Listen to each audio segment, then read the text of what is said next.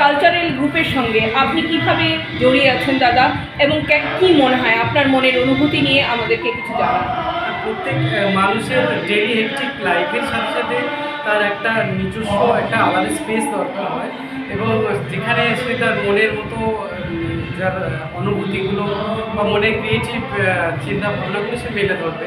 প্রত্যেকেই খুঁজে বেড়াতে, আমি এরকম খুঁজে বেড়াচ্ছিলাম। আমি হঠাৎ করে সন্ধান পেলাম সঙ্গীতা কালচারাল একাডেমির, যেখানে দেখলাম একজন মানুষ অত্যন্ত আন্তরিকতার সাথে আমাকে যেমন ডাকেন, সবাইকেই ডাকেন এবং সবার সাথে আনন্দ নিজেও করেন এবং তাদেরকেও আনন্দ দেওয়ার চেষ্টা করেন। এই আন্তরিকতাটা দেখে আমার এত আপ্লুত হলাম যে আমি মনে করলাম যে সঙ্গীতা কালচারাল একাডেমির সাথে আমিও যুক্ত থাকবো, আমি নিজেও আনন্দিত হব। এবং সেই যুক্ত থাকার প্রয়াসের মধ্যেই আমি প্রথম নিজে সঙ্গীত পরিবেশনের মধ্যে দিয়ে যুক্ত হলাম। একই সাথে আমার মনে হলো যে তার এই প্রয়াসটা অত্যন্ত সমাজের জন্য খুবই ইতিবাচক এবং প্রয়োজনীয়। তাই এই বার্তাটা আমি দিতে চাইছিলাম মানুষদেরকে।